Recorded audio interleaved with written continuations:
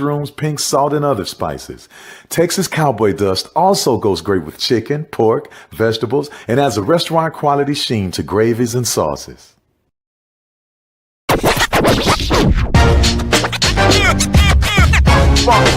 It's like a loop machine. All around town, people trying to get down. Vanilla smoked sea salt seasoning is for seafood. The tarragon and fennel bring out the natural sweetness in seafood. I also use it in rice dishes, on yams, asparagus, blueberry pancakes, and believe it or not, chocolate chip cookies. Vanilla smoked sea salt adds a salty and savory component to sweet dishes that create a symphony for the tongue. Get ready for the inaugural Unity Classic, Saturday, September 13th at Nathaniel Glover Community Field and Stadium. It's a clash of the Virginia Union Panthers of the CIAA and the Edward Waters Tigers of the SIAC. Plus, an HBCU band battle between the Edward Waters Triple Threat Marching Band and the Virginia Union Ambassadors of Sound. The inaugural Unity Classic goes down in Duval.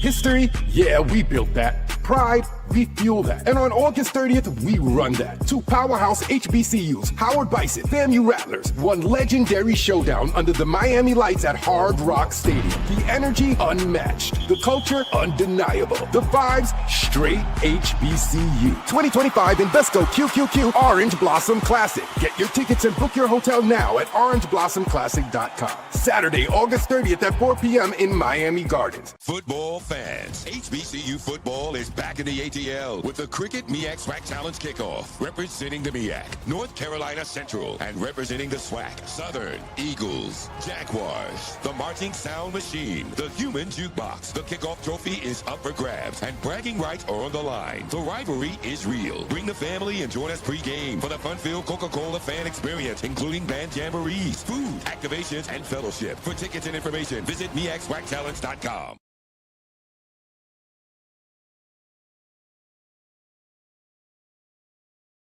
Football fans, HBCU football is back in the ATL with the Cricket MEAC SWAC Challenge Kickoff. Representing the MEAC, North Carolina Central, and representing the SWAC, Southern Eagles, Jaguars, the Marching Sound Machine, the Human Jukebox. The kickoff trophy is up for grabs, and bragging rights are on the line. The rivalry is real. Bring the family and join us pre-game for the fun-filled Coca-Cola fan experience, including band jamborees, food, activations, and fellowship. For tickets and information, visit MEACSWACChallenge.com.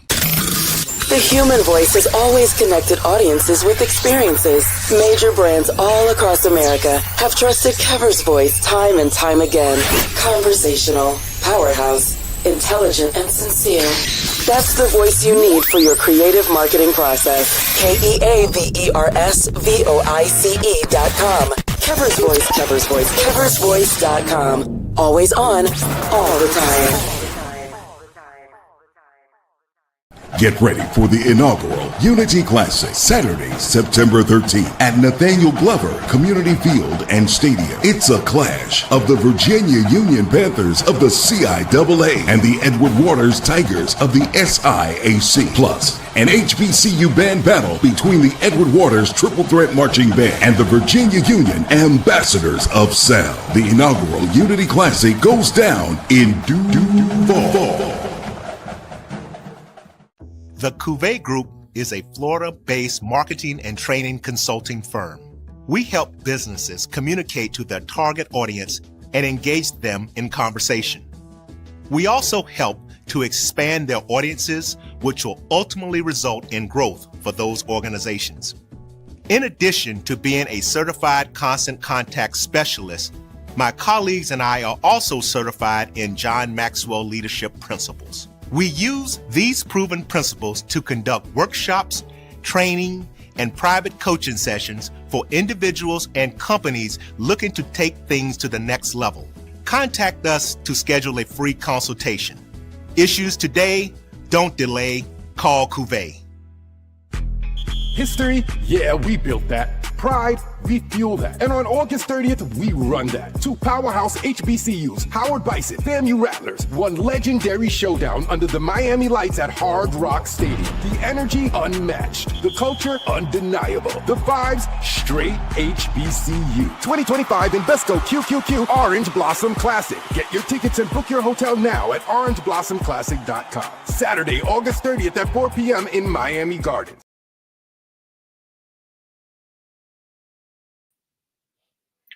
What's up? What's up? What's up? Sorry about that little delay there. Sorry about that delay. Bounce between computers. Can you hear me, brother? Loud and clear. Let me cut my sound up. Say something again. Loud and clear. Well, there you go. All right, what's up, family? Today is the 27th of August, 2025. It is 6:03 in the PM in the East Coast. You're on Pacific time, right, brother? Yes, sir. Well, it's what, 5 o'clock there? 3:03. Oh, no, that's, oh, damn. I'm thinking. All the way. Yeah, all the way right now. But what is the one between me and you? That's Mountain or Central? Yeah, both Central and Mountain. But see, Arizona is weird, man. It goes, sometimes it's Pacific, sometimes it's Mountain. It's whacked out. It's crazy. Don't try to keep track of it, man. I'm not. I'm not. I'm not. Don't do it, man. All right, so how your week been? How your week been, bro? I can't complain, man. It's good. How about yourself? Hey, man, you know how sometimes you get a call from somebody and it's so unexpected. It make your day. It just make your day better. If you was having a good day, you turn great. If you was having a bad day, it turned good. Yeah. So I had reached out to somebody I hadn't talked to in a minute. You know, just doing anybody who know me know that. You know, I would randomly check in on you anytime. You know, and that's my consistent inconsistency. It might be every 3 months. It might be every 4 months. Hell, for some of y'all, it's every 8 to 14 months. But you can bet that if you ain't heard from me in over 6 months, all of a sudden a random text gonna pop up. So I checked on this sister just because, you know, she had been on my mind. I hadn't talked to her. And she was like, I've been waiting to hear from you. I just got back in town and I got a project we need to work on. I was like, really?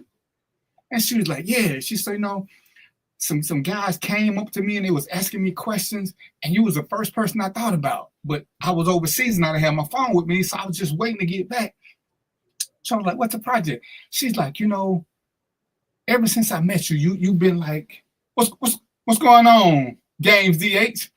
It's like, you know, you've been doing good things, and you know you've been vulnerable, and you tell people about stuff. You know, you do things that men don't subscribe to. You show your vulnerability and weaknesses. And she said, you know, I got a bunch of brothers who dealing with domestic violence and other things, and they need a safe space to talk.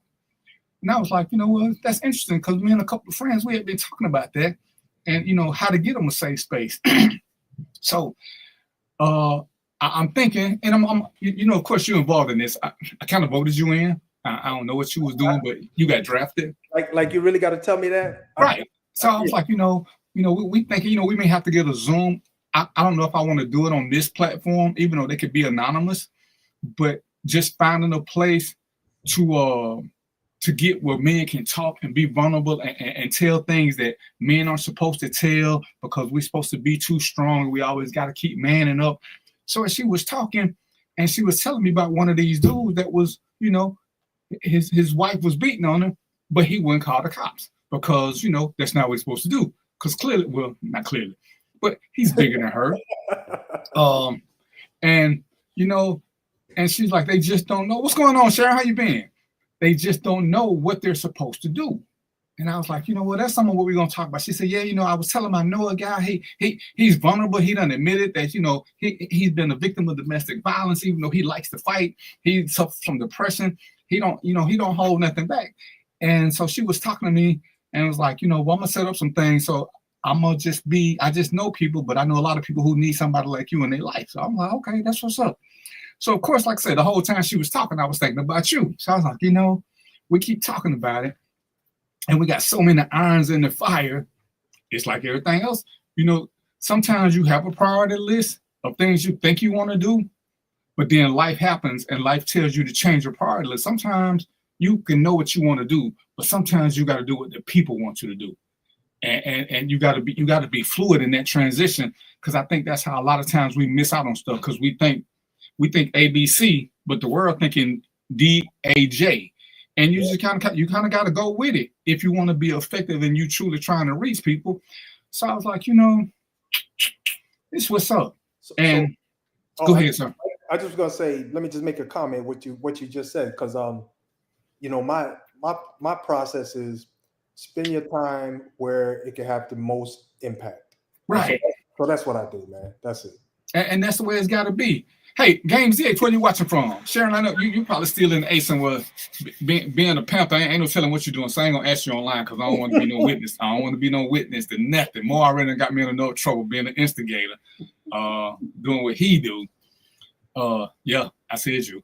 So, as I was thinking about it, because like I said, I'm gonna let Mo talk in a minute because we're also doing a long order page because I need for people to understand what rights they have that they truly do have and how to make things work for them. Because on that note, I got another phone call and a lady was telling me that she called the cops for something and they came and they did a good job. But when she thought they left, well, one of them stayed. And when she got off work, the same cop who had came when she called pulled her over and started harassing her and was groping her. And she's like, she didn't get it. And she was like, yeah, the cop told me, he said it was my fault for being so damn fine. And she said she didn't know what to do. She just started crying and, she didn't know what to do. So now she's afraid to drive at night. So she won't even work at night because she's afraid of getting pulled over again. Wow. And it's one of them things because I told her, I said, damn, it's too bad you just met me because I've even done a show on this. And I'm gonna do it again right quick before I pass it over to Mo. Anytime you get pulled over by cops, ladies and gentlemen, any single time, ever, if you got Facebook, that's great. But make sure on your phone you have something that records, preferably audio and video, and record yourself. But let me throw something in there. Make sure that you have your cloud set up, whether you got Google Cloud or iCloud or whatever.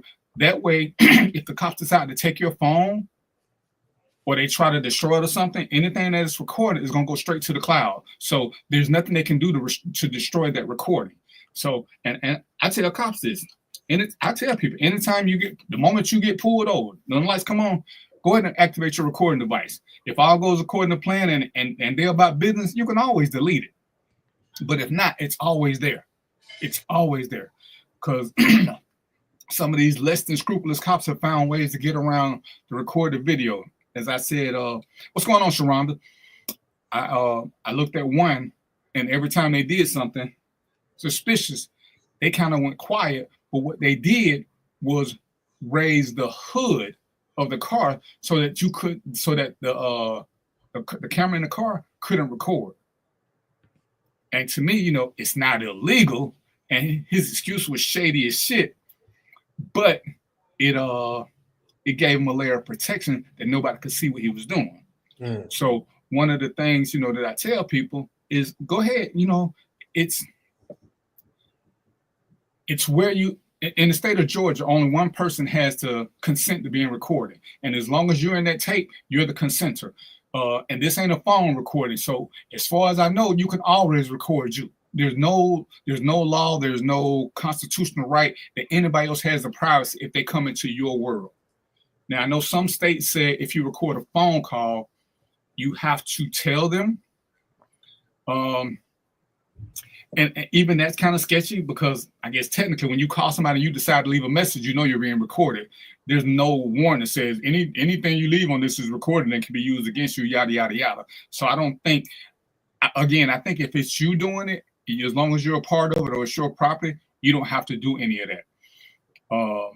So that's kind of where I'm going with this. So again, and Joe is here now. So Joe can tell you a little bit more about Chicago as we're going to talk about Chicago after we get Mo's thing along, because it looked like Joe finna be best buds with the new POTUS because he's coming to Shy Boogie for some popcorn and he coming to take over because I think I don't want to misquote the dude, but I think he said Chicago is a hellhole or a pit of hell, something like that. I know Joe got the quote, but I thought it was comical because I'm actually planning a trip to the Shy Boogie, so I need to make sure that I don't run into the National Guard or none of them people because I look like some of the people they putting out, and I don't want to get put out. So I'm just saying, Okay, that's what's up. That's what's up. So before we get too far down this little rabbit hole that Jomo trying to take me down, see that suspicious look, and he back part of the Federation now. Because last week I thought the board was gonna take him over, but I guess he fought the board off. He got to the cube. So Mo, give us a little bit about the group you started with, where people, if you got questions about law enforcement or law and order, that people can come and start trying to join that. I know me and Joe, we both cops, so we're gonna offer our perspective on what we see, and we can offer from two different vantage points. Because say he's in Chicago, where they got some things that they do. I'm in Georgia. Neither one of us minds doing research to say what the law is where they are. You know, we'll give our opinion about where we are, but then we'll look up and say, hey, in your state, this is legal, this is not illegal. And we still, the Constitution is the same across all these 50 United States and its properties. So, Mo, without further ado, go ahead and tell them a little bit what you're doing and where we headed. All right. So, so I created a group that will give us a space so that way we can kind of discuss. We see a lot of things going on in the world, in the community, wherever you at. You know, you might have your own personal questions. We see a lot of that. And so I created a group so that we can have our own private space. We can have our own personal discussions, and we can do it with people who've done the work. And what I mean by done the work, we're going to have Joe and DVP as a resource, you know, so that if you got any questions associated with, say, policing or anything in that spectrum, these two brothers can cover it. I'm a civilian, but I've written a book about policing, so I have some knowledge on the civilian side about that. So what we did was we just formed a coalition. You see that the Federation of Planets right there behind Joe? We taking that over, baby, and that's gonna be our new group, man. Now, the new group name is called Law and Order Review Page, and we did that on purpose because what we're gonna be doing, you know, part of the idea is this. You know, you get on social media, you see all these videos, right? You see the cops doing something, you see the civilians doing something, and then you see this whole damn stream of comments. And half of them don't make sense. Some don't even know where the hell it started. Some don't know where it ended. Some don't have any of the facts. We're trying to get rid of all that. So this page here will allow you to get either factual or actual information. And if we don't have it, guess what? None of us mind doing research. We'll go do the research. I had to do my book, The Good, the Bad, and the Blue. I had to do research for almost a year to write that book. So none of us mind doing research. Joe got a whole encyclopedia. Wherever he goes, Joe got he take a whole encyclopedia with him. You know, DVP do research like it's ridiculous, man. He sending me all kind of documents. I can't read them. So the information we give you is going to be based in factual, you know, evidence or you know, material. So it's not going to be our guesswork, or it's going to be something that we've experienced. So I'm going to encourage everybody, join the page. It's going to, you know, we're going to have some good conversations. For example, I'm just going to give you an example, then I'm going to let this go. But like, for example, we saw there's a lot of things going on right now, but you know, one of the ones we know about is Carmelo Anthony, right? So you might have a lot of questions on that circumstance, you know, where he was standing. Was it his fault? You know, is he going to get in trouble? You don't know. We don't know. A lot of times you don't know until, you know, the judge drops the hammer. But we got high level speculation. We got high level information that can tell you what most likely will happen. And so, you know, based on that, you know, you can come have discussions, ask your questions, say, you know, what happened? Why was he standing there? You know, what happened? Did the brothers come up? You know, what's going on? We do the research, we figure it out, get you an answer.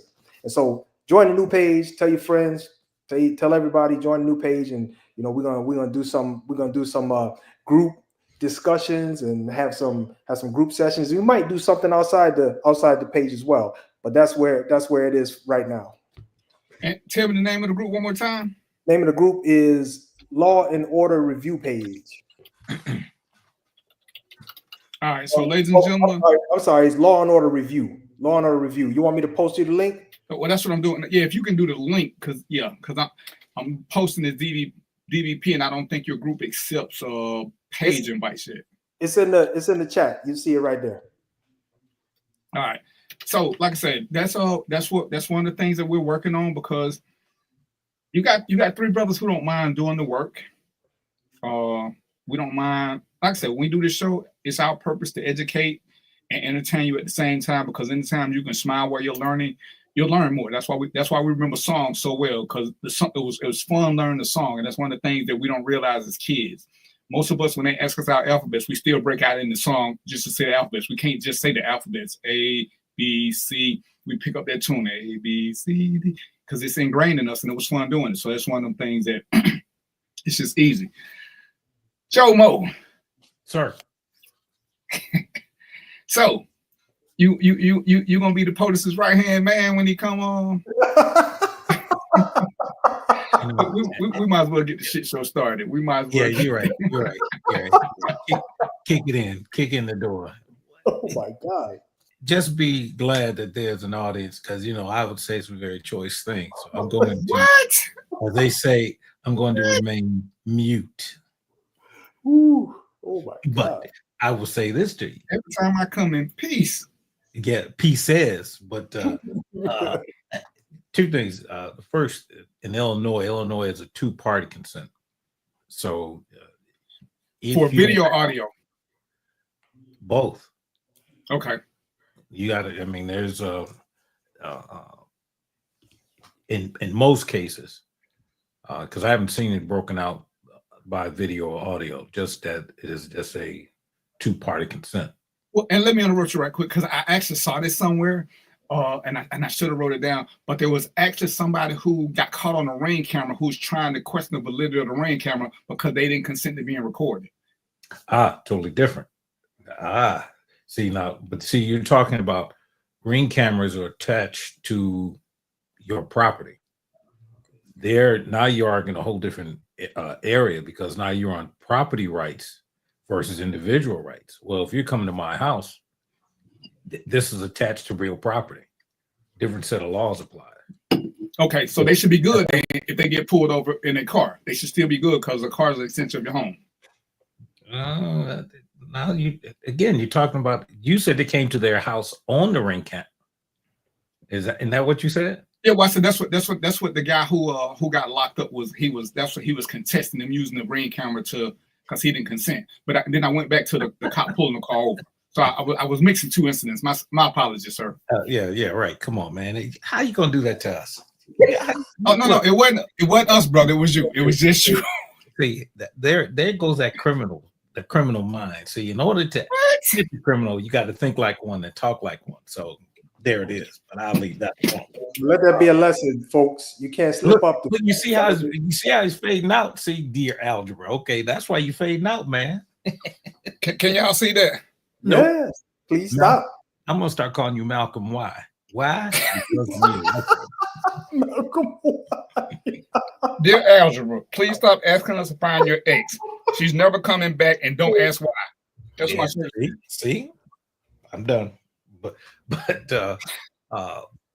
there's a bunch of things we need to discuss. Particularly, I think your idea of that page is very needed, particularly for our kids.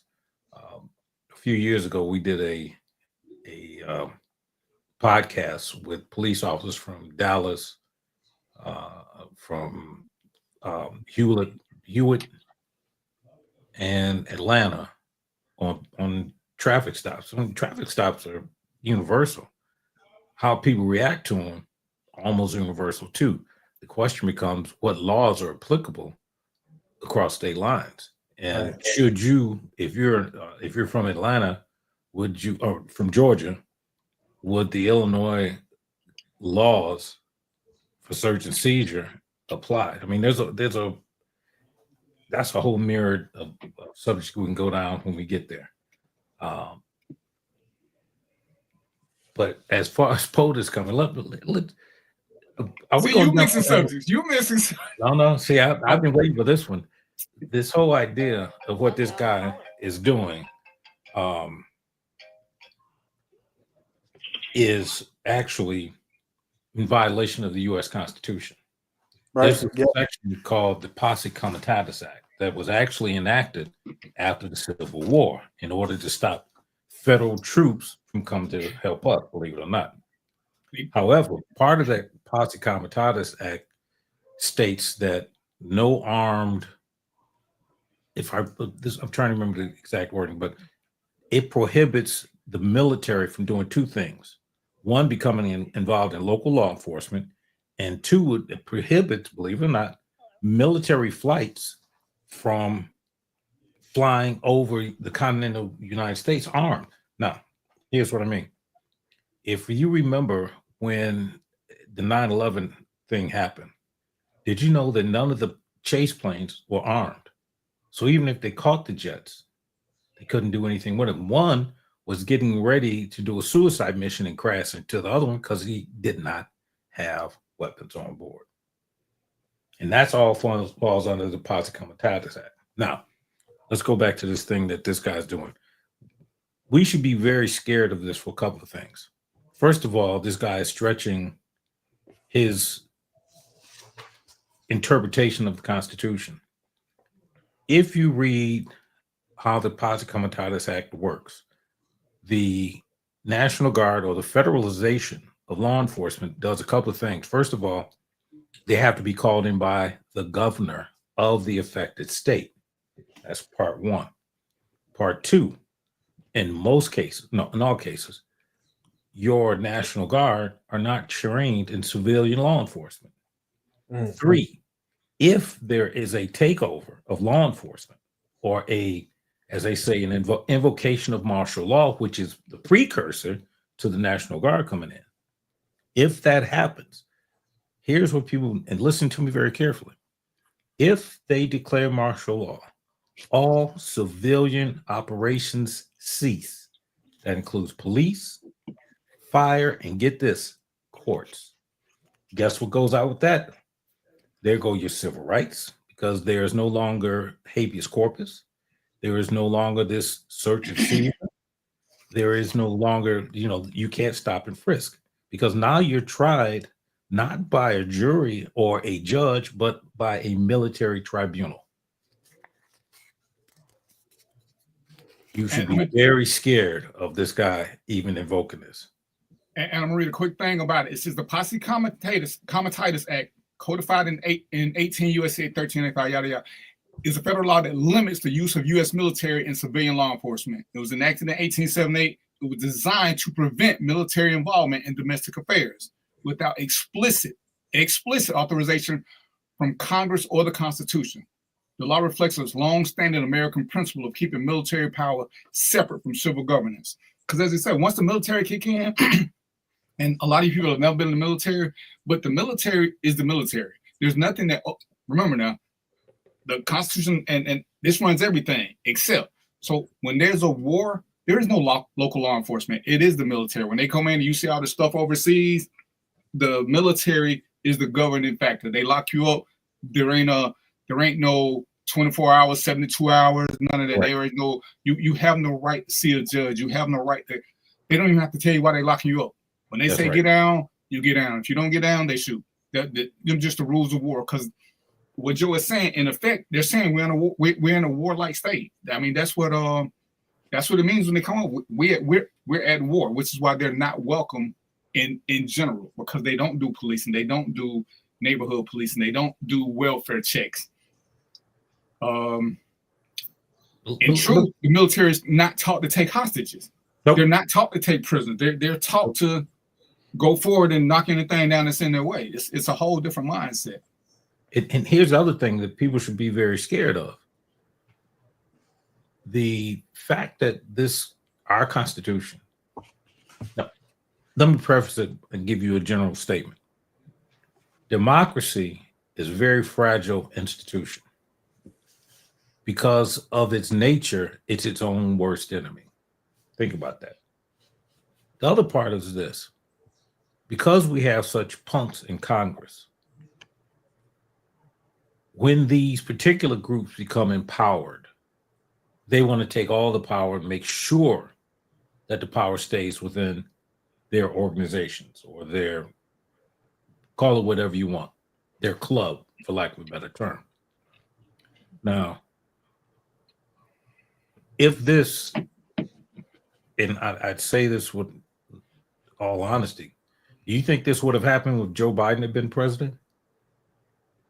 It'd have been all kind of uproar and outrage, and you're violating our rights and all kind of stuff.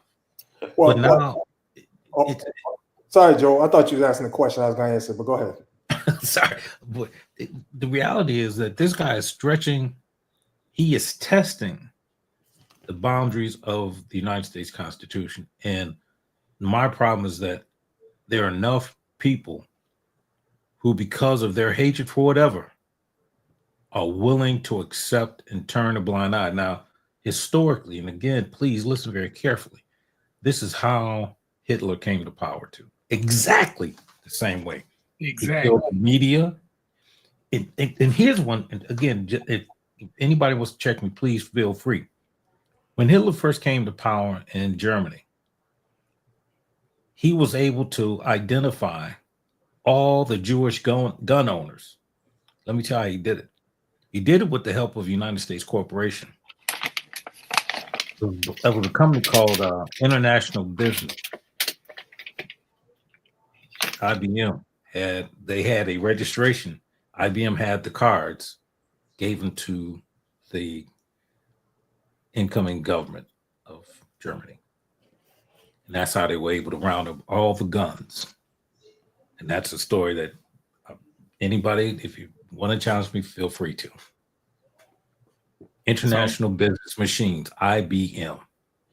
So we gotta start paying attention. And I'm gonna say it, and I've said it already. This is where we, and I'm using the term we very loosely, where we were more afraid of women taking over than losing our rights. Because that's all because it's crazy that now Miss Harris seems like Nostradamus, because she's predicted, she said several things in her speeches that are coming true. And she predicted that he would lead us to war. She predicted quite a few things that are slowly coming in. Let's see, every Black person should be applying for these open jobs with ICE. Why? Because we must think outside the box and implement various ways to protect ourselves and our people inside and outside. And that sounds good, but remember now, the soldier that they locked up was a Black soldier. I don't think that Blacks will be overly welcomed by ICE now. I think that's part of the plan. I said it in one of the other shows. As Joe mentioned, as they're using our registrations and even social media against us, all these Black people who keep hollering they Africans and they this, I believe they'll be targeted too, because they keep saying certain things. I think if you're in now, the system doesn't allow a lot of swaying. And it's one something about working for the feds. And Joe could probably speak a little bit better on this. You don't have a lot of autonomy in the feds. I tell people all the time, when I was in the military, even though I was in the Air Force and we're allowed to think to a certain extent, once orders are given, you kind of follow them orders. Yeah. You go to prison. You know what I'm saying? There ain't a whole lot of leeway in there because it's clear what you do. It's clear what you have to do. So when you take federal jobs, you got to be really, really careful. And what we have to do is we have to become more educated. And as I said a couple of weeks ago, we got to become more of, am I really my brother's keeper? We got to start sticking together. When you look at some of the videos where, to me, it's crazy, where these ICE agents show up, they don't have any identification. There are people around. Nobody stops them, which is one of my fears, that anybody could start doing this. Anybody could start doing this and showing up with 2 or 3 people and start taking people, and nobody says anything.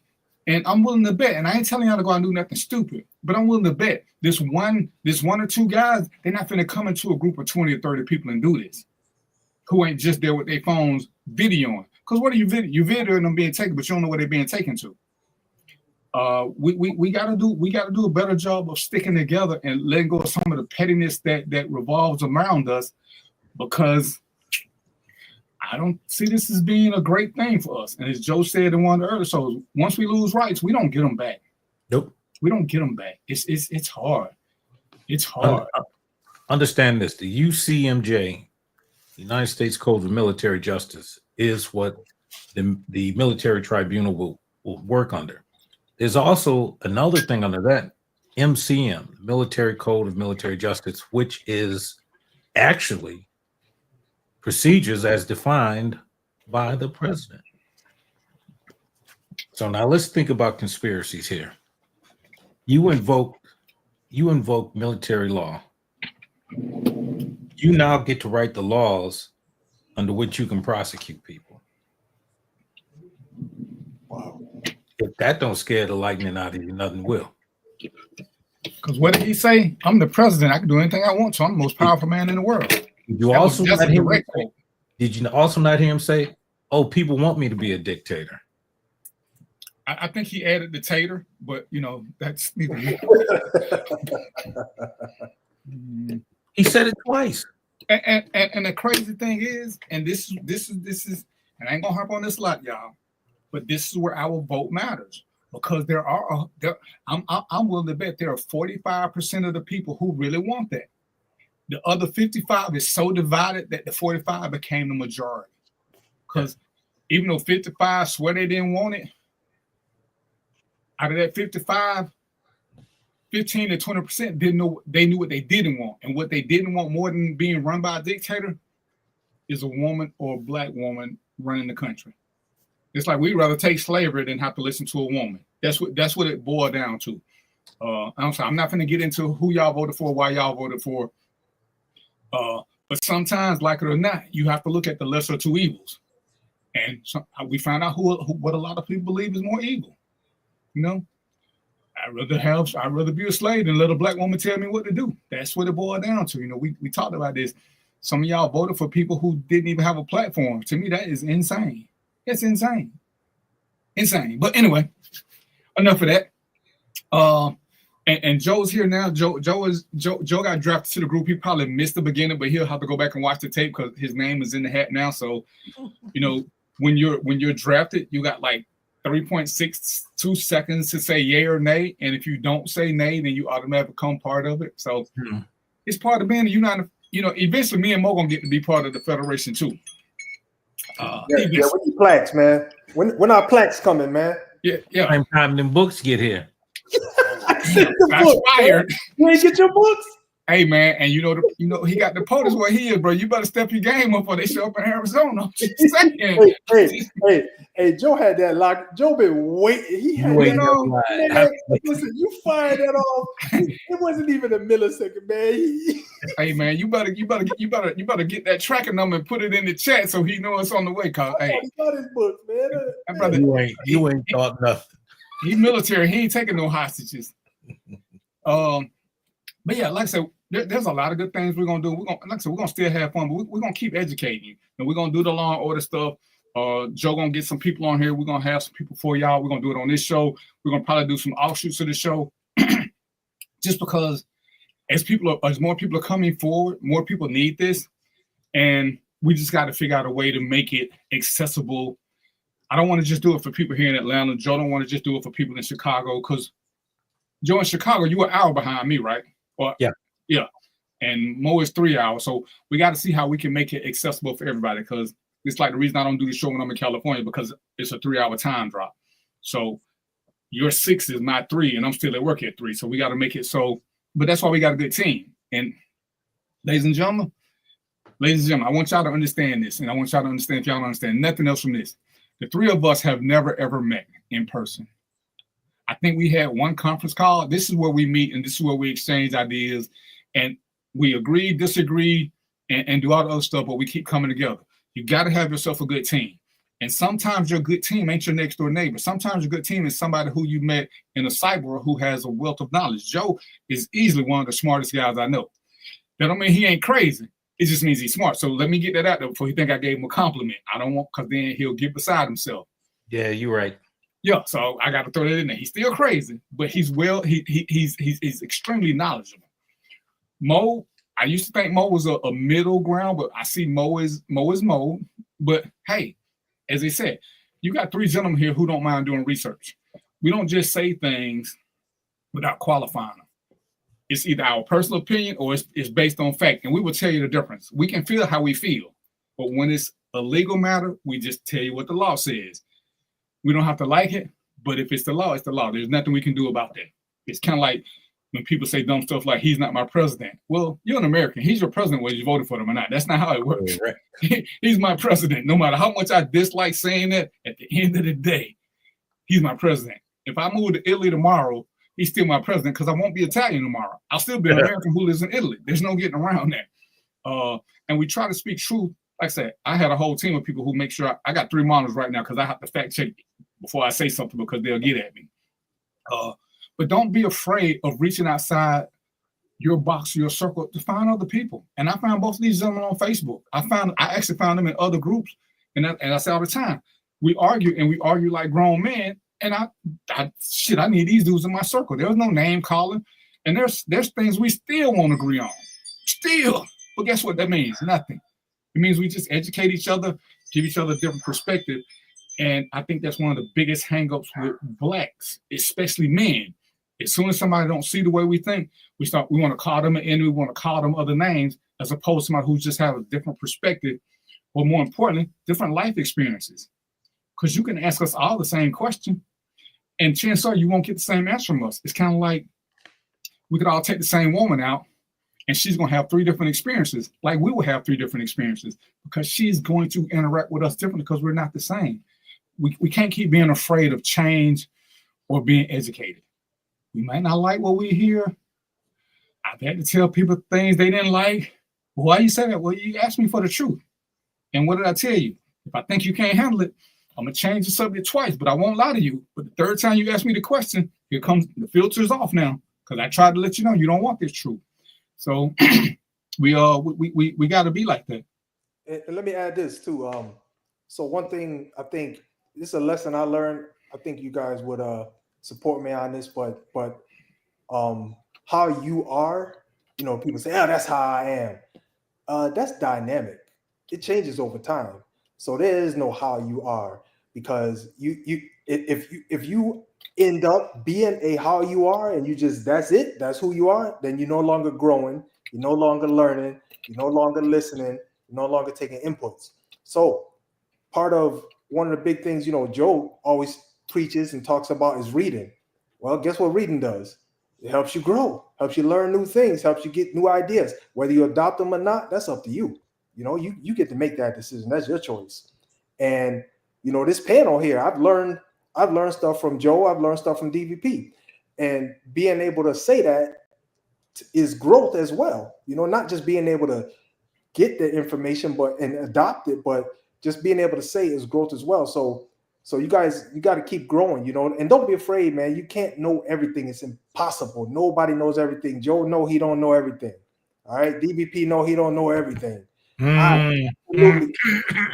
he know everything, Joe? Yeah, he was talking about him. He was talking about him. No, look, I was listening to DVP one day. I don't know if you remember the old cartoons, but remember Marvin the Martian on Bugs Bunny? He had the big yeah. Oh yeah. Marvin knew everything, man. Marvin knew everything. You Marvin, man, you know everything, man. I know who to go to. That's what I know. I know who to go to. See, I would be a great leader because I'm going to. Hey, ask them. Yeah. And Mark, don't take that literally. When he was saying big M, he was just being facetious. He meant little M, but you see, he put it in small letters. So don't go there. Wow. Oh wow, that's cool, man. You just killed his confidence like that. Yeah. So hey, man, that's what friends are for. Let me add something to one thing you just said, and we need to address that. This whole thing with the ICE. If you've been following the newspapers, you'll find that this guy has not only empowered, after he excused or pardoned all the January 6th insurrectionists, because that's what they are, he has now been hiring them. There are a bunch of ICE agents, that are former January 6th conspiracy, treason, insurrectionists. Oh my God. So who do you think they're mad at? Now, again, if you study history, there was another group started out like that. They were called the Brown Shirts under Hitler. And the Brown Shirts actually morphed into what became the SS. Wow. That's crazy. And you know, Stop me if I'm wrong, gentlemen. the sad thing about it is all this was overly predictable. He made no qualms about it. He made no qualms about it. And you know, I'm gonna switch subjects for just a hot second. Go for it. And excuse my French, but I'm gonna tell y'all what this nigger trap is, because niggas gonna fall for it. And again, this is how we're gonna become divided. I was reading where he is trying to make it so those that pay child support get to claim kids on their taxes now. Now, understand how insane that is. And understand it from this concept right here. I know of guys who pay less than $50 a month in child support. Less than 50. Over the course of the year, that's $600. A stimulus check can be $2,000. So you're paying a deadbeat dad $1,400 because he is on child support. And the niggas is gonna love this. But this is where the informed understand. Child support, welfare is dominated by white people. There are a lot of rich white guys on child support. This was done for them. It wasn't done for you coloreds. Correct. Everything he's been doing is to make the rich richer. It ain't to bring the. He'll keep telling you that, and we'll get a breadcrumb. We're like, oh, see, he doing some good. No, you know, it's like the whole thing. Yeah, you know, to make a good cake, you got to break a few eggs. People don't think about the eggs; they think about the cake. We're thinking about, and I use we in a general term. We, as in, excuse my French again, the niggas see a way to benefit from child support. And they like, oh, see, I knew he was going to do something for us. Ain't that a good thing? Really? Really? You're paying less than $1,000, but you just want that stimulus check back. That is insanity. But that's what we're going to see. That's what we're going to see. He letting people, you ain't got to claim tips now. Well, again, go to a fine dining place and see who getting the tips that are now free. Look at who posted. As you look in the real world at these fine dining restaurants, these people make a living off there because people who visit fine dining restaurants are great tippers. They're great tippers. They ain't like the us's of the world where we tip 10%. These people tipping $100, $200, $300 on a regular basis. So if you're working an 8-hour shift, you get 10, 15 people who tip you $200, $300. That's a nice living.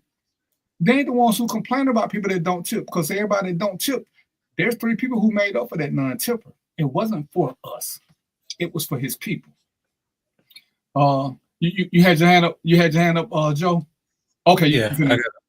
Yeah, I got to make a dash, but let me just say this: research the mask law, because a few years ago, the mask law, M-A-S-K, mask, M-A-S-K. So that law enforcement was banned from wearing masks unless there was a need as defined by work or operational needs. But these guys are going into every place masked up.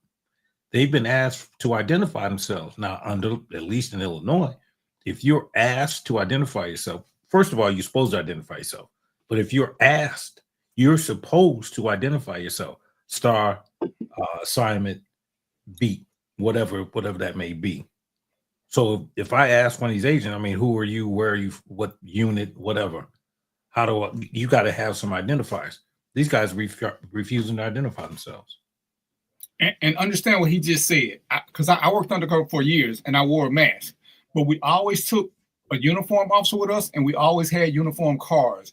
And you don't see uniform cars of these people, and that's my biggest gripe. They're pulling up in blacked out SUVs, which anybody could get. And this is why we have to stick together. There's no identification on the cars, and in Georgia anyway, there's a standard for law enforcement cars that has to be met, because we had a big thing about undercover cars pulling cars over. You got to have the block letters. You got to have call 911. Your car has to have a unit number. There are lots of things that have to happen, which is why I tell you people, if you get pulled over, go ahead and start recording certain things. But this is, like I said, with Mo's page and some of the other things we're doing, this is where we can educate you so that you don't have to be willfully ignorant. You can come and we can tell you how to do things. I'm gonna tell you guys how to do, how to make sure you see your children if you don't have custody of them. I'm gonna tell you how to get your rights back, because your rights can't be taken from you. You can only give them away. And I need for y'all to stop giving them away. When there's a chance to be educated, go get educated. Don't get me wrong, I get it. We like funny stuff. We like seeing crazy reality shows because they take the stresses of life away from us. But at some point, we gotta want to be educated. We can't keep being led to slaughter and somebody telling us they feeding us. To me, it's like the Jim Jones thing. Oh, we got Kool-Aid and we got Kool-Aid and hot dogs. Both of them laced with poison. We just started eating it because we heard free food. Mm-hmm. At some point, we gotta be willing to do the work and stick together and take care of each other. And to me, that's just non-negotiable at this stage in life. So we're gonna switch away right quick. I'm gonna put Mo back on the spot again. As we're doing the education things, and Mo is the man of the hour this show. We have to get back into being in a state of financial security where we can benefit from some of these things. Because how do you have Bill Gates checking account? Listen, we don't do that. See how people be trying to get us in trouble, Mo. See, just, you know what I'm saying? He don't put it in chat. He just asking right there in front of everybody. Like, we spoke. Listen, sir, we don't know nothing. We don't know nothing. We don't know nothing. And what was that before somebody tried to get me into a government conspiracy theory? I'm not falling for this RICO shit. We gotta do better about wanting to work hard to get what we deserve. If we become better financially, some of these things will become collateral damage in a good way, because we're gonna pick up some of this as opposed to keep being crumb snatchers. So we got to do it. And Mo is trying to give y'all not a blueprint, but he's trying to give you a grade level education, something that you can understand. Join one of his groups, talk to him. He's not talking over your head. He's not saying a lot of things where you got to keep looking up definitions. So when he's doing the financial portion, just come in there and learn some things, ask some questions. Here, there's no ridicule. You don't have to feel like, oh, I want to ask this because everybody here know more than me. So what if they know more than you? Guess what people who know more than you'd like to do? They like to share the information. People just don't ask. I guarantee most of the time, if we're in the right place, if we tell somebody we don't know something, somebody will step up with good information for free. Right. All these content creators who say, follow me for $5.95 a month. See, we don't need that. A lot of information people are giving out. It's just that because it's not entertaining, it's not funny, it's not a distraction, we don't want to watch it. We don't want to put in the work for that. Man, I didn't work. I've been slaving all day. I don't want to. When I come home, I just want to relax. Well, when you come home, you ought to want to get out of that slave rat race that you've been into all day that's got you so tired. So if there's a way to do this and slowly start coming up, then why not do it? But you'd rather slave all day, manage to make $16 after all your bills, and then you're gonna go to a club that charges you $10. You're gonna break out your card and get you a bottle for $100, and you back in debt. When you could have took that 16, you could have took that 16 and invested in something. After listening to Mo, like I said, I didn't understand everything he said, but I started taking a little piece of money here, a little piece of money there, because I got the cash out. I do the roundup thing, and I invest in this. I invest in that. I'm invested in Exxon and Bitcoin now. Both of them are doing pretty good, because I started off, because Mo told me you ain't got to be rich to start investment. See, that's that street shit. I started both of them with less than $5 and doing pretty good. Make some money, got into opened up the IRA, got some stocks based on some things he said, looked at them, called a couple of people, watched Susan Orman a couple of times, watched a couple of shows on what is it? CNBC. I watched a couple of stock shows. I watched a couple of money shows. Because Mo said, hey, I don't know everything. Do this. You can get it from anywhere. Invest in something. $10, $15, $20. Give up smoking for a month. Give up drinking for a month. Whatever that was you would have spent clubbing, go on and invest that. Go on and invest that. And, And because I said even one account is just to pay taxes for a job I got. So I opened up a high yield savings account just so that my tax money will make money for me, because it ain't making no money in a checking account. And I didn't want to invest it just in case it didn't do good. So I got to put it somewhere where I know my investment is going to be safe. So I opened up a high yield savings account, which doesn't penalize you for withdrawing money, because every year I'm gonna have to withdraw the money to pay my taxes. But guess what? It's paying me too. It's paying me at a rate greater than 0.03%, which is what a lot of checking do.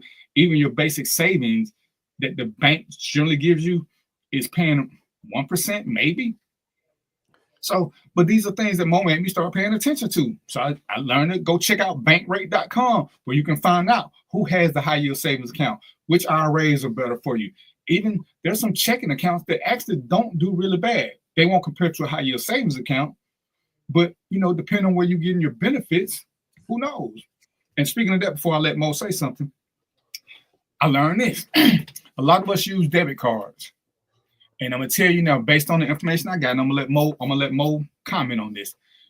Ditch every debit card you got. If you're not putting it on credit or some type of card where you can get benefits, you're throwing away money. If this card will give you airline miles, or if it'll give you discounts on food or discounts on gas, you should have some type of credit card that gives you benefits so that you can start reaping some rewards, especially if you're a spender. You shouldn't be using debit cards for hardly anything anymore. There's no benefit to debit cards whatsoever. And I've been looking at it. We need to invest in a lot of things.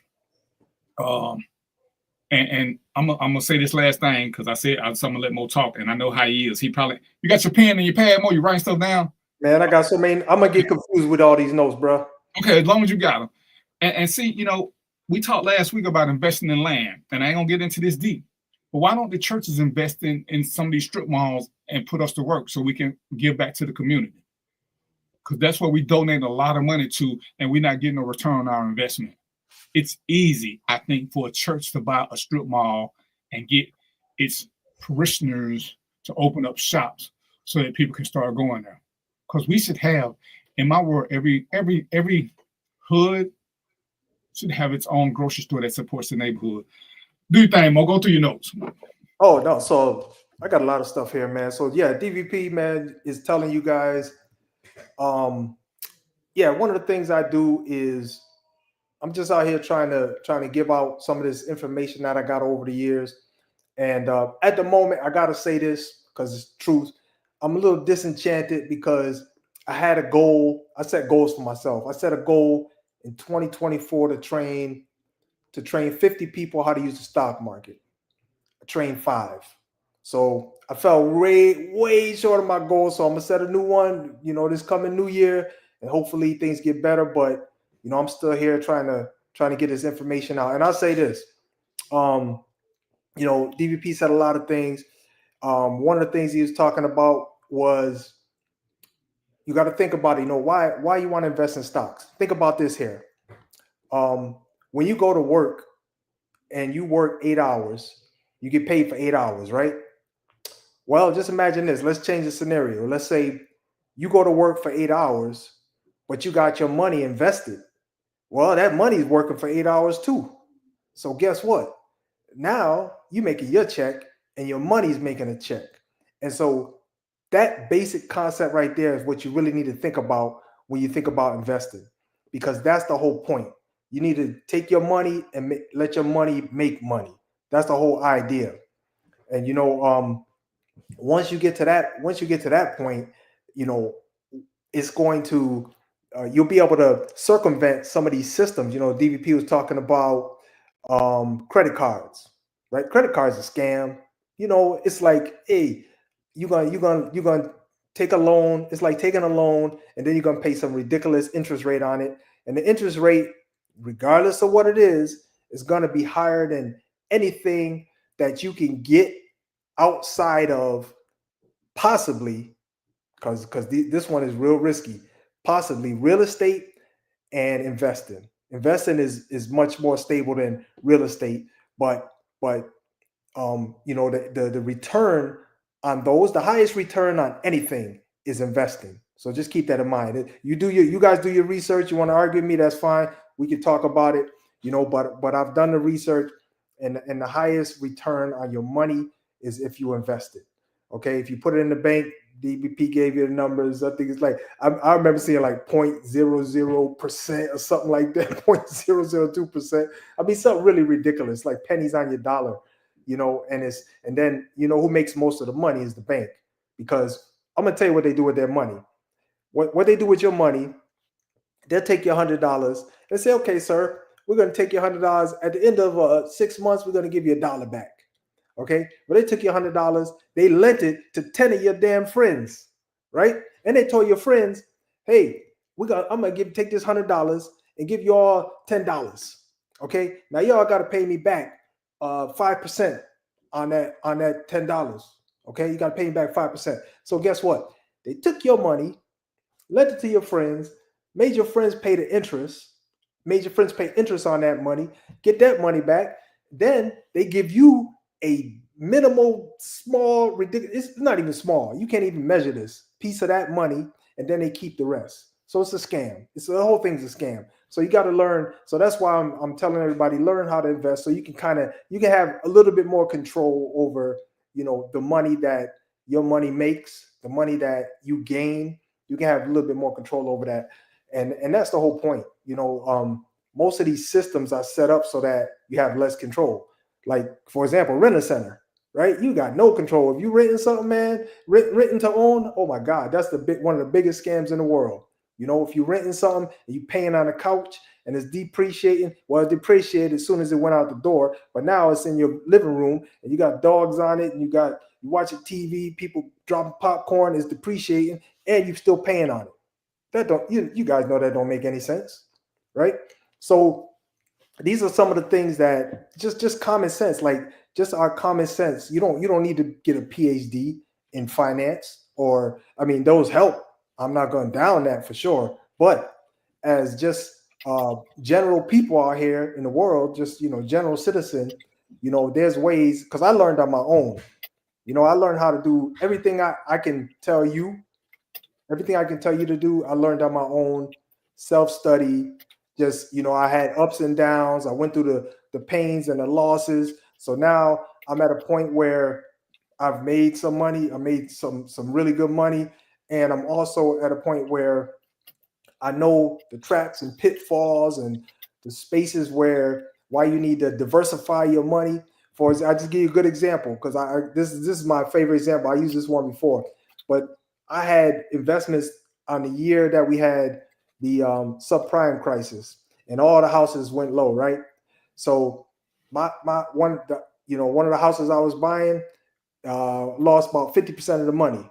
So just imagine if I had invested in just real estate only, then I would have lost all of my money. But see, I had my money diversified.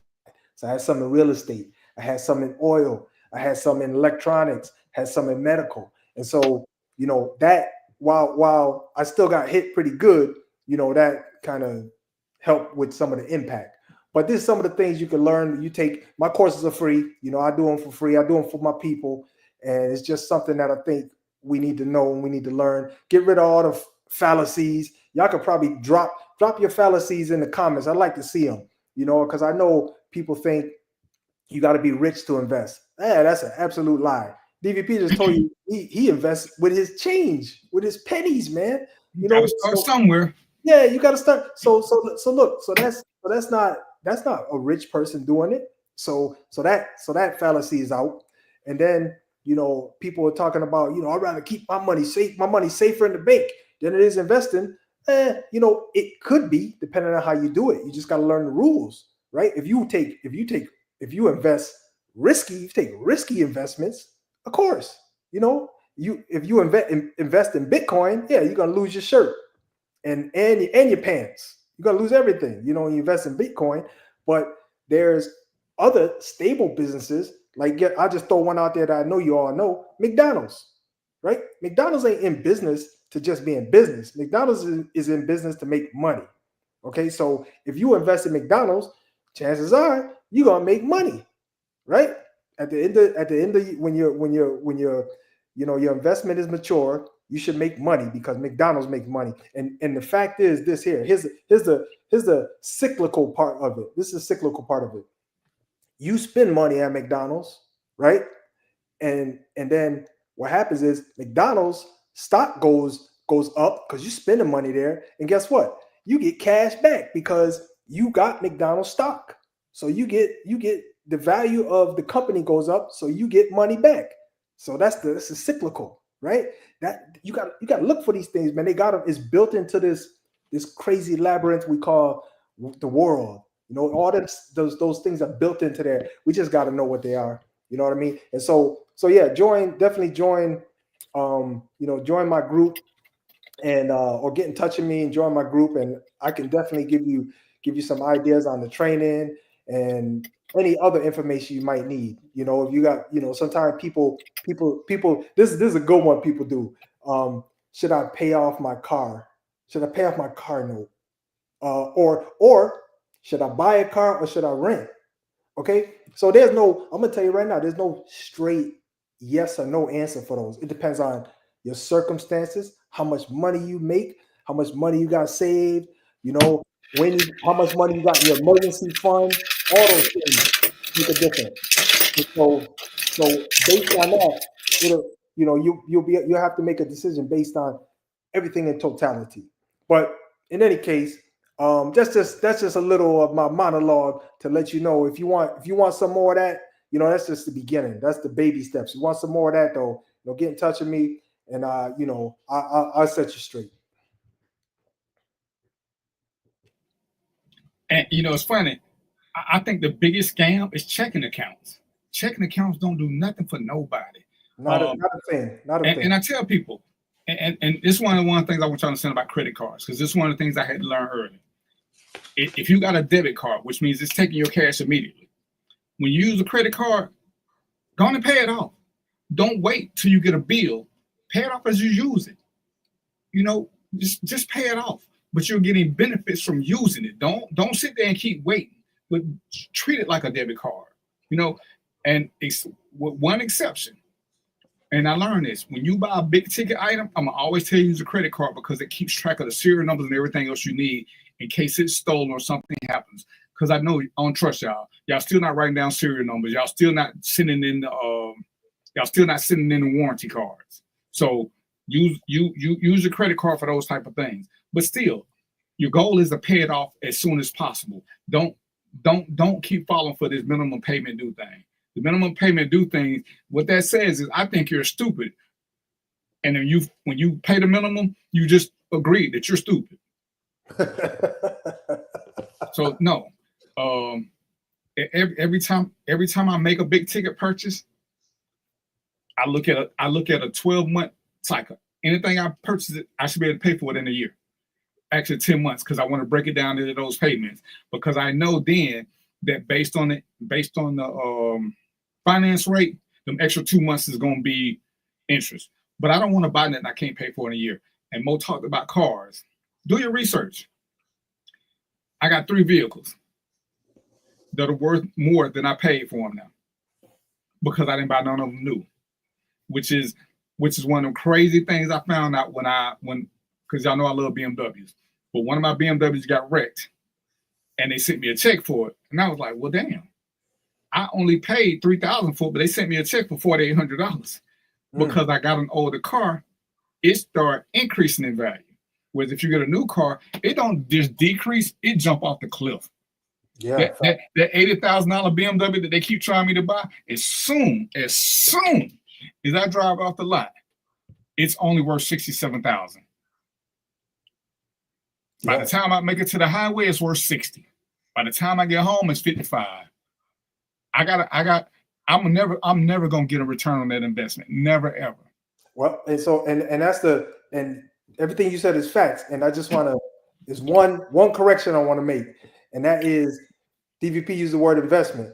Car is not an investment. Just keep that in mind, folks. Car is not an investment. It's just a bill. That's all it is. Because you ain't gonna make no money on it. None. I guess unless you Ubering or something, but then the money you make is also increasing your losses from your investment. Because you're not. Man, if I was you, I'd get a new car. I said, well, that's why you ain't me and I ain't you. I know I can't pay a new car off in 12 months. I know this. I could hit the lottery. I'm good. I'm going to keep doing what I do. I'm going to buy older cars, make sure that they got a good reputation, and bam. And let me add this. I got to add this. I didn't, I think I neglected to say this. All credit is not bad. We got to learn how to do what's called credit management, though. Credit management means that you're not going to end up in this ridiculous hole. It's like all of us. Like if you went to college, right? You probably took out student loans. You ended up in this big deep hole, and it was hard to get out of the hole. And you probably still paying. I know I am. I'm still paying student loans. And it was a scam. I got scammed just like everybody else as a young kid. They say, hey, here you go, take this money, take this credit card, do this. Okay, y'all listen. We gotta stop our kids from getting in that trap. That's a trap that stays with you the rest of your life. Okay, I got in the trap at 18. I'm still in it, and I'm in my 50s. Okay, so and that's just the way it is. And my thing is, you might say, well, you the investment guy. I thought you an investor. How come you ain't pay it all off? Because I did the mathematics around it, and sometimes having cash in hand is more valuable. It depends on your certain circumstances, right? So let's imagine you got something you need to take care of emergency right now, right? You need cash, okay? If you could try to go get a loan and you can't get the loan, you out. You just out. Okay, so that's why you got to have cash on hand and you need to have some investments, but you got to minimize, getting caught up in these traps because they got them all out here for us, folks. You know what I mean? It's just you got to stop living for the day, and that's what we keep doing. YOLO sounds cute, but what happens if you fuck around and have a future? We gotta stop. We gotta stop doing ignorance. The money we spend where we could cut something out. What's going on, Vipex? And I put Viper in. I'm sorry. Where you watching from? We got to do better. And I tell people, look at what you're spending in drinking and going out. So you have disposable income. Most of us have disposable income. We don't want to call it that. One of the things I talked about on one of the shows in the past was wants and needs. We keep confusing what we want with what we need. There's no need for us to go out and party every weekend. There's no need for us to drink. Those are things we want. And please don't get it twisted. If you're going to work, you should get some things that you want. All right, Germany is so, but it still comes at we got to learn to control what we're doing and not let money control us. By all means, if you're going to work, you should treat yourself from time to time. But earn that treat. It's like somebody asked me they wanted something, and I was like, they was talking about going on a diet. Well, when you go on this diet, what you need to do is, it was a lady friend, buy this dress that made you want to do this diet. See, that's your inspiration. That's the only time I'm gonna say spend the money ahead of time, because now you got a reason to do it. Because once we see something we want, sometimes you do need to go ahead and get it early. Sometimes you want to wait and work to it, but the price might change. So you just got to understand where you are in that whole process. When I got my Jeep, I've been working hard. So the Jeep was my gift to me for my hard work. But I still wanted to pay it off in a year, and I could have paid it off then, but it's more, I wanted to make sure I still had some cash available in case an emergency hit. Because there are times you can pay stuff off, but if paying stuff off is going to deplete all your emergency funds and leave you where if the rain comes, you got to stand in the rain with a holy umbrella. You got to make smart decisions, and that's what we have to become better at. We have to become much better at. One of the things, and me and Mo are probably perfect examples. And I tell people this about their living arrangements. Everybody wants to live somewhere nice. Nobody wants to work up to that. Most of us, our first place wasn't that nice a place. We live where we could afford. A lot of people aren't living where they can afford, so therefore they can never save money, because you're paying an exorbitant amount just to have somewhere to sleep. Because that's all you're doing. You're going there to sleep. You may be taking a shower, but you're not enjoying your investment as you get to our age. See, like now, I go to the club every now and then, but you know what I can't do? I can't wait to get home because I paid for this house. I want to spend more time in my house. I don't want to spend more time somewhere else. I'm paying for this house. Why am I not enjoying it? Right. But I've earned the right to get this house. But my first couple of apartments, they weren't that nice, but they were something I could afford and I could put money out to the side. And as I talk about working together, having a roommate is a great thing because then you decrease all your bills by at least a third, if not a half. Because you're sharing with somebody. Oh, I don't want to live with nobody. So you don't never want to get ahead. Because in theory, and I had to tell, when I was working for this company, I had to tell some guys this, listen, you want to work day shift, you want to work night shift, so y'all really won't ever see each other. So if y'all get a 2-bedroom apartment for $1,200, ain't that smarter than getting a 1-bedroom for $900? Because now y'all spending $800, but y'all just saved $600 by combining. And it's a bedroom, it's a I forgot the name of the plan, but y'all rooms on different sides of the apartment. So other than bumping into each other in the kitchen, don't that just automatically make sense that you just went from paying $900 to now you're paying $600? So your light bill would have been $100, but now it's $50. I said, look at all the quick money you save by just getting a roommate. And you already trying to work 40, 50, 60 hours, so you ain't gonna be at home that much no way. So why don't you just do this? Why don't you? It just makes more sense. But we become so accustomed to wanting to say, oh, I need my own. I don't want to share this with nobody. Okay. Well, that means in the future, you won't have room for growth because you ain't been saving up, doing something. Because some of these tips that Mo is giving you, that he will give you, won't work if you don't have money to save because you're maxing yourself out at 18, 19, 20. At 20, you already owe $18,000 and you ain't even been to college because you keep robbing Peter to pay Paul and you paying the minimum amount because you got a car loan. Crazy shit I heard. You got a car loan. I ain't mad at you for a car that was $5,000. Now I know that you make $3,000 a month. So your car loan is $5,000. You make $3,000 a month. So, and you got other bills, but why can't you pay $5,000 off in 12 months? You've been paying on this car for 2.5 years, and you make $3,000, but you paying minimum, because you still owe almost $4,000 on this car. That is the craziest shit going to me. Yeah, but because you keep making that minimum payment. Go ahead, sir. No, I was just gonna say, and I'll say this: I don't fault or blame anybody because we all got caught up in these traps.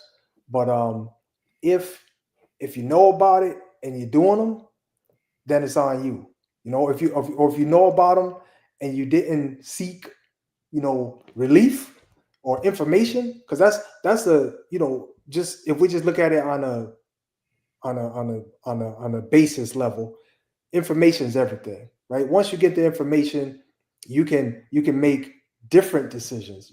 They might not be better, but you can make different decisions, right? And that's the whole point, right? You got so information acquisition is king, and that's where the reading comes in. That's where getting tutoring comes in. That's where having a mentor comes in, because you know what, those people, they have those avenues have information that is going to be useful to you. And if and here's the thing, you don't have to adopt everything you hear. DVP say something, you might be like, I ain't doing that. And Mo say something, you might be like, nah, that's not for me. And that's okay. But you need to make sure you find the information that works for you and that makes your life better and that makes things better for you. But so collect it all, because that's my process. I listened to 10 people, right, on the same issue. I go ask 10 people, and then I'm gonna pick the one that works best for me. It might not be the one that I'll make it up that DVP or Joe says is the right one, but if it works for me, then that's the one for me. And that's kind of how you got to go through things. But here's the thing. Also, at the same time, there's a point where, okay, that's just a bad decision, right? You can get to the point where it's a bad. If you ask 50 people, and I'm gonna be generous, and 35 of them say it's a bad decision, it's probably a bad decision. Okay, so you got to pay attention to that as well. So there's ways to get by this stuff, but you just got to get the information. And this information age, right, y'all? At the fingertips, man. I could go on. I use if you haven't used it, try this Chat GPT. Is absolutely no joke. You can go in there, you type anything you want, it'll give you information. It'll give you, and the information that it's getting is coming from combined information from, think about this. Imagine you were able to say, I'm gonna give you this idea. Imagine you were able to say, you had a question, and you were able to ask everybody in North America your question, and all of them gave you a response, right? And then you were able to synthesize it down to the one that works for you. That's Chat GPT. That's exactly what it is, right? You go in there, you say, it's gonna ask you, say, what you want? Okay, I want to learn, I want to know about this. So for example, bank loans. It can explain bank loans to you. Say, hey, I don't understand my bank loan, man. Help me with it. Okay, what you need? Well, I'm paying, 7%, and it's compound interest, and I make $300 a week, and I can't catch up. This thing will do all the calculations for you and help you out. Trust me on that. It's amazing. And so the point, though, the bottom line, the point is, tools and people with prior knowledge, that's your key. That's your road to success, folks. Trust me on that one. And let me add this. And most say the word, I want to correct it. I want you to start making informed decisions, because sometimes somebody will say something that you're not a fan of. And the biggest reason you're not a fan of it is because you don't know it or understand it. And we got to stop letting fear rule our decision-making skills. And like I said, you know your situation better than I do. But that's why when he told me some things, one of the first things he said that stuck with me is I didn't have to be rich. So if I try $5 or $6 here or $10 here and they start making money, I become a little bit more vested, because I'm afraid if I put 100, 200 in, I ain't got nothing to play with now. So if I know I got $100, if I invest $15 in something, I still got 85 just in case this 15 don't work. But damn, this 15 just made $32. So now I'm feeling a little bit more, I'm feeling a little bit better about it. Whereas before, it's like, man, I ain't doing none of that, because I assumed that I had to be rich. And that wasn't the case. So even if you don't like it, sometimes you got to take a risk, but just mitigate your risk. I'm not telling you to go invest your whole $1,000 in any one thing, but find out about the different kind of stocks. What I will tell you unequivocally is to stay away from anything that promises you a return, that guarantees you a return, or that says this can't miss. If it was can't miss, then it wouldn't be openly available to regular people. I'm here to tell you that it's not going to happen like that. It can't miss. Then if it can't miss, why you out here peddling it? Right. So it can't miss, and Bill Gates them don't want none of this. Yeah, right. Oh, the public ain't found out about this. So all of a sudden, in my head, I done bit this apple, because now I think I'm a VIP because I know somebody who knows something. It's fool's gold, ladies and gentlemen. And watch American Greed. If you watch American Greed, ladies and gentlemen, put that on your list, and watch how people get snookered because people just come in there, oh, this guaranteed to make money. There's nothing guaranteed to make money except you taking your ass to work and getting paid. That's the only guarantee that you'll ever get money. That's it. Yeah. Let me rephrase that. If you go to work for a legitimate job, Yeah, I know people with the work didn't get paid for a long time, man. So your first investment should be into yourself. And I tell people, when you're young, and to me, it don't matter what age you are, unless you're retired, find a job with benefits.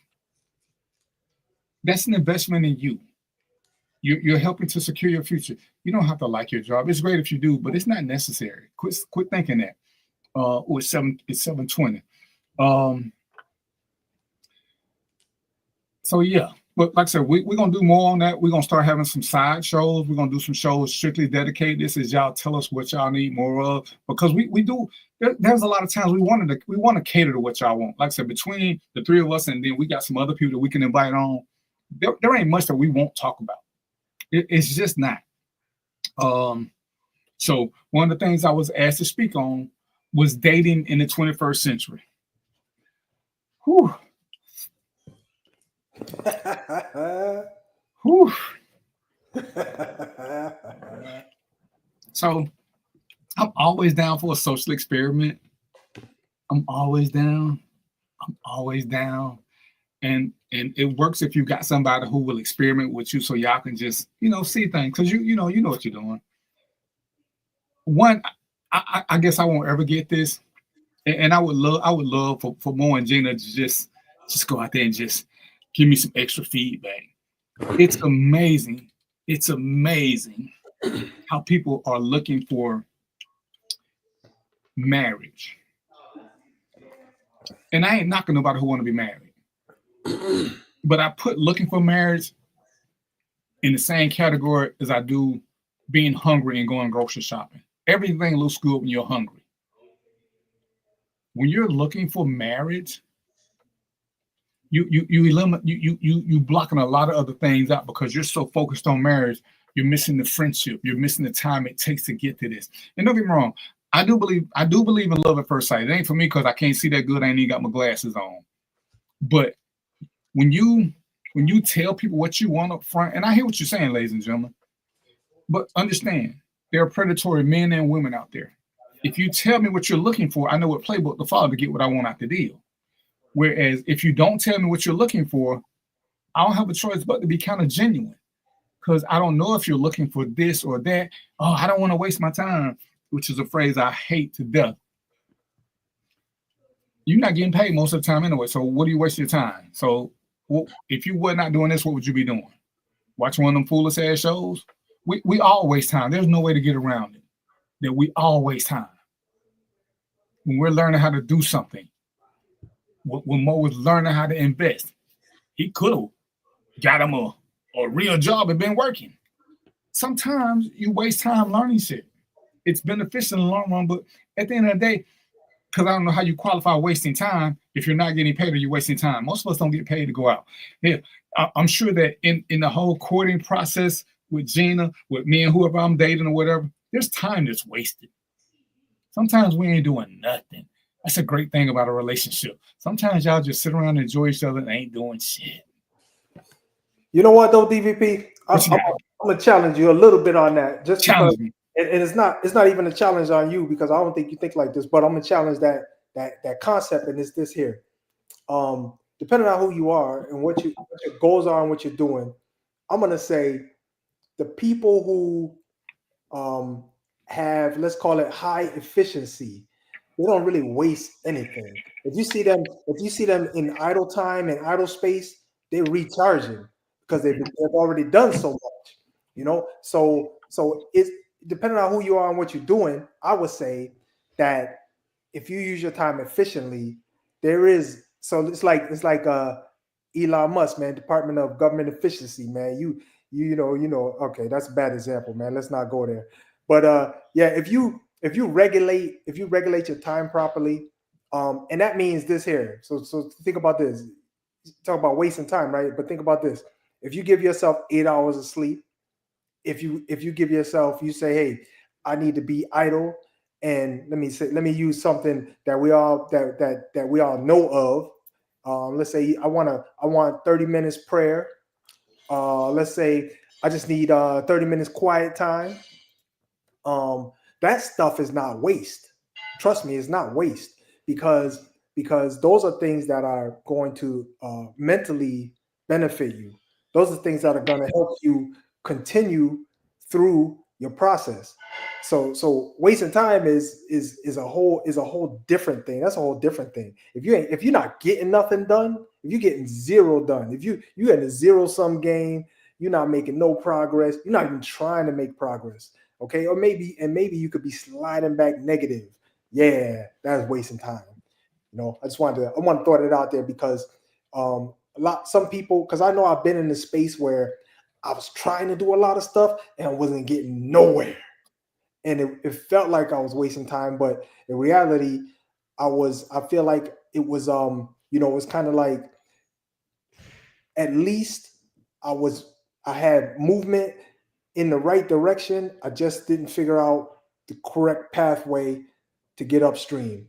And then once you find that, you get there. But if you're just not doing nothing, look at the stream's just gonna carry you the other direction. It's as simple as that. And ladies and gentlemen, like I say, when you're gonna date, every date can't be productive. There's no way that everything you do is gonna ever be always productive. Just let it go. But have fun and enjoy life, because I think a lot of us are missing out on things because we refuse to enjoy life. And when you take the time, I mean, there's things that me and Mo could probably be doing right now to be more financially beneficial to us in the long run. But we're volunteering our time, which technically falls under waste. But we want to educate others because we want to give back. We want to answer your questions. We want to do this. Dating is kind of the same way. You should want to get to know people, to know who they are at their truest intent. Like I said, for me, part of dating, I tell people, until you had 2 arguments where you should have disbanded, but you stayed together, I'm not really feeling it until we get to that point. Because now you know, under stress, you do what you do. And I'm sure, like I said, we talked about this before. Mo been through it, I've been through it. You've been in relationships where, you know what, this shit ain't work for neither one of us. But our dumb ass want to keep trying this. At least you know you got somebody who want to go through that with you, because every day ain't gonna be great. Everything ain't gonna be great. People say, "Oh, I don't want no stress when I'm dating," but that means you want to date a lot of people because you ain't taking nobody serious. Because there is no way, and we can say this with open doors. And I'm sure that anybody who is in this situation can vouch for this. Those that are being honest, there is no way that you have deep feelings with somebody and you truly care, and every day is great. Some days, this motherfucker is working your last nerve. Some days you like, man, I wish they would go see their mama. Man, ain't you got a job? But guess what? It passes and then you come back to a safe space. But there's nothing to that. But who amongst us ain't been in a situation where it's like, who good Lord, you testing me? I'm sure that the women we've dated can vouch for this. We've been pains in the ass sometimes. They've been pains in the ass sometimes. But for whatever reason, we decided to stick it out, and it made it all worth it. But if we'd have left, it wouldn't have been no hard feelings. So when people say, man, I don't, dating shouldn't be stressful. Shit, I don't know nobody who in a relationship that says, oh man, my relationship is stress-free. Right. I'm like, shit, y'all must be on some good shit, or y'all must never talk. Never. Or see each other, because Right. I look at it this way, DVP. I look at it this way. Let's just we gotta use something obscure. Let's use work, right? All your days at work, good days. Do you ever have bad days and want to leave work? Cool, good Lord. Do you leave? No, you don't. You work it out. You work through it, right? But maybe you plan an exit. But you know you got responsibilities, you made promises, you got things you got to take care of. So you're gonna try to work through it. Now, if you give work that kind of what I want to call it, that kind of Energy. Yeah, if you give work that kind of energy, man, your relationship at least deserves at least that. So that means things should be able to even get worse, and you still stay and deal with it and try to work it out. Obviously, there's a point for everybody, but what all we're saying here is don't think it's all, biscuits and gravy and everything gonna be running smooth all the time, this and that. You're gonna get into arguments, man. So I know DB gonna co-sign this. You're gonna get into arguments and not even know why you're in the damn argument. And there's reasons. I'm not gonna talk about them, but there's reasons that happens. But you have to work that out with your significant other and figure out, okay, what just happened here? Why'd I get snapped at? Oh, she had a bad day at work, but you don't even know about it. Okay, so you she already on the edge, or you already on the edge, and the argument happens, and guess what? Now you got to go through the argument, and then once you get through the argument, and y'all still kind of a little bit mad at each other, then you got to try to find some pathway to the source of the problem. Then once you finally get to the source, then we can see things a little differently.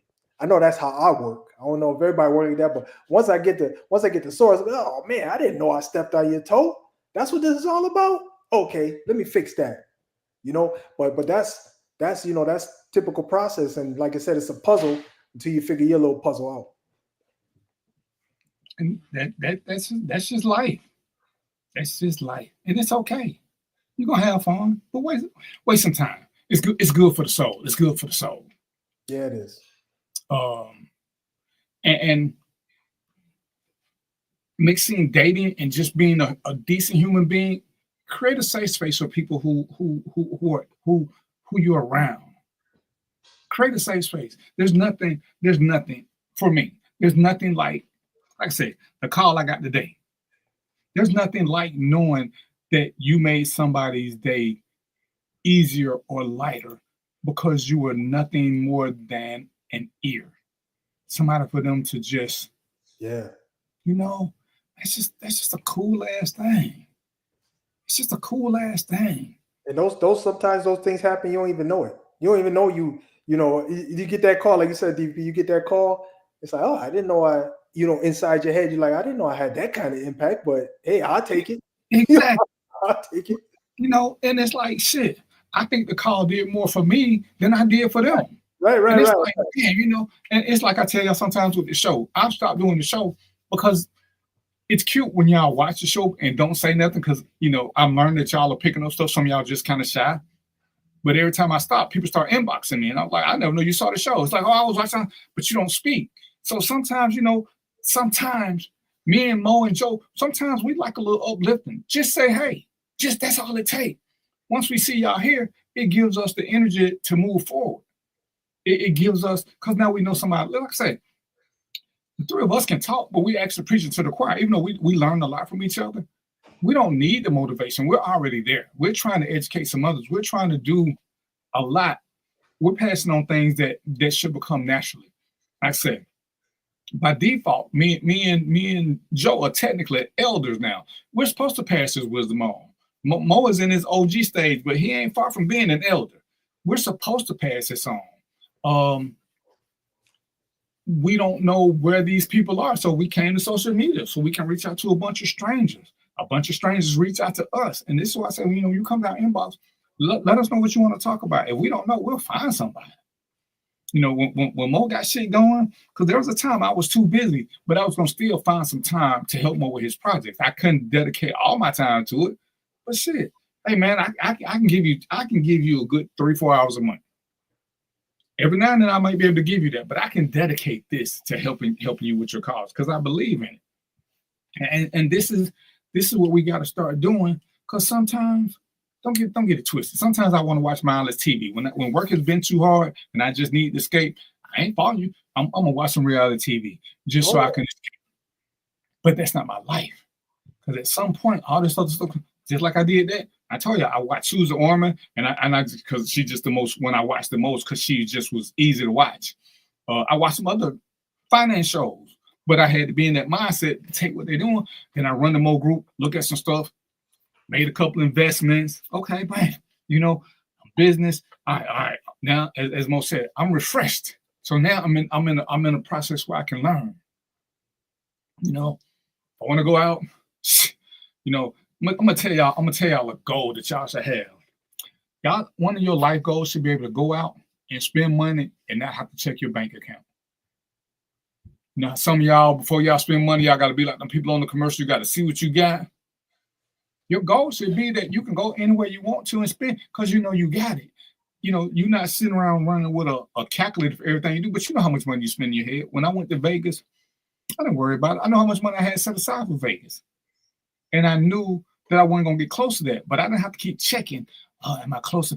Because this living on the edge, to me, that shit is highly overrated, especially when it comes to finances. Because every month, we know we got a mortgage to pay. That ain't changing. That's why I don't understand how people fall behind. And how do you fall behind on bills that you know are consistent? The mortgage don't change.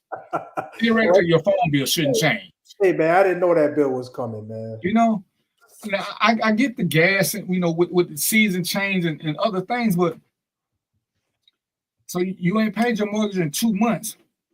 But according to Facebook, you was just in Vegas 2 weeks ago, or you was trying to get your rent money, so you spent $1,000 and you lost it because you convinced everybody if they donated, you were gonna take their money and you was gonna triple it in Vegas. Remember I told you about that guaranteed money? That's crazy, man. Anytime somebody can guarantee you a return on your investment, run. And I'm gonna tell you this jokingly, slap the shit out of them because they just assaulted you. They assaulted you and they guarantee they can make you some money. That's an assault. They said you weren't shit. They said something about your mom and your daddy. Go on and slap the shit out of them before you run. Yeah. Intellect definitely insulted for sure. You know, so that's just one of them things. But yeah, as you're doing your journey, create a safe space for people where they can talk and feel free to exchange thoughts and ideas. You don't have to agree with everything, but sometimes you need to be open to the process because every now and then somebody will say something that you just never ever thought about. Like I say, with me and Mo, it came from him. It came from him telling me that I didn't have to be rich to invest in stocks. What he got from me is just because you're the man don't mean you got to handle the gun if your wife is a better shooter. And it's just a simple exchange of information. Nothing life shattering, but it's like, well, damn. Let's see this. So you're right though. It's not life shattering, but it was liberating, man. It was so liberating. You walk around with this mask, like you got to do this, you got to be that, and then when somebody else come along and be like, hey, man, that's cool, but guess what? It's okay if it's this way, and then you think about it and you say, oh yeah, and so that's what I think a big part of the work we have to do is to change people's mindset, because a lot of people get stuck with it almost feels like we all kind of grew up the same way with the same dysfunctional behaviors, and the man is this and the woman is that, and it's got to be this way and it's got to be that way. There is no one size fits all when it comes to people and or relationships. It's a complex labyrinth of differences, right? DVP likes certain things. I like certain things. Some of the stuff he like, I don't like. Some of the stuff I like, he don't like. And that's all right. We all got our own different labyrinth that we got to figure out. We got to figure out how to get through our particular maze. And so don't try to paint, if you're in a painting class, don't try to make your painting look like my painting, because you got to paint what you painting. You know what I mean? And then when you add somebody else into the mix, let's say we added our ladies into the mix and we all painting now.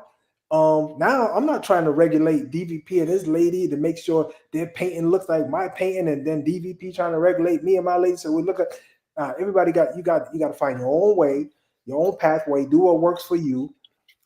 If you learn lessons from someone else though, and you want to adopt it, that's fine, because I've done that, and you're going to get to a point where I'm going to call it your filtration system. Filtration system going to be top notch. You're going to know soon as people open their mouth, you're going to know if it's real or if it's garbage. And then you can decide from there, oh man, I've been doing it this way. I've done that a lot. I've been doing it this way. But y'all do it this way. Oh man, that's easier. I'm gonna adopt that, and don't have your pride in a space where you won't allow yourself to adopt it and do new things. That's the downfall. I can't classify women because I don't know all women, but I know a lot of men, and I could say that's probably the downfall of a lot of men. They're unable to, just adopt new ways of doing things and admit that the way they've been doing it all along, not the right way. Okay, I'm gonna speak on men because I know that I don't have a lot of women friends. I don't know a lot of women, but maybe somebody else can classify that. But as far as men are concerned, that's one of the things we really got to get by. And plus, men have, women have egos too, but I know men, a lot of them have egos and afraid to admit when something's wrong. But I tell you this, if you do that, it's like digging a hole deeper, right? You trying to get out the hole, right? But instead you kind of dig in a hole deeper because you're sticking with your old beliefs. You're sticking with your old belief system. You're sticking with your own ways of doing stuff. You're sticking with what your uncle told you. You're sticking with what your brothers told you. You know what I mean? Instead of rationalizing and taking in the data, doing your own calculations and thinking about what's best for you. Always think about what's best for you first. Yeah. And understand, when you're thinking about what's best for you, surround yourself with people who don't mind that. Because there are times, we're being honest, and I told you this before, there are times you need to be selfish. Because if you don't put you first sometimes, nobody will ever do it. Because a lot of times you'll find yourself doing stuff for other people. That's just where a lot of people are. But you can't always do for them before you do for you. It is what it is. But you wanna. I can't tell you how many people that I've spoken with that I've never actually seen face to face through Facebook because of a post, because of a show. I got a call. Mo, I'm gonna let you host the show. I'm gonna do another show on depression as much as I don't want to. It's still hard for me to talk about, but because people kept telling me I needed to do it, because nobody would guess that I was somebody who was going through depression. And it's crazy. Like I said, I got a phone call from a friend, and I probably did the show 2 years ago. I don't know how he found it, but he said, "Man, I saw you showing depression. I just want somebody to talk to." Oh damn! Oh damn! But there's a thing that as we get older, we learn as men, it's okay to be vulnerable because we didn't have anybody to show us how to do things. Don't get it twisted. I still don't like it. I don't like doing these onion shows. But if it's going to help somebody else, then, sometimes I got to give up. I got to give up my comfort level. Because please believe, I would rather never, ever talk about it to people. But I'm doing more damage to my people by keeping it a secret. Because nobody will say, what does depression look like? Does it look like this? Or does it look like one of them crazy shows where my hair is all over the place and everything is a wreck? And it's like, no, And I tell people, if you look at the people who committed suicide, especially the famous people who they found out, who would ever thought Robin Williams was depressed? Who would ever thought, I forgot some of the other people, but there's a shitload of people who face it. So there are things that we'll talk about. Like I say, it don't have to be what I want to talk about. Sometimes some of these shows are just for you guys.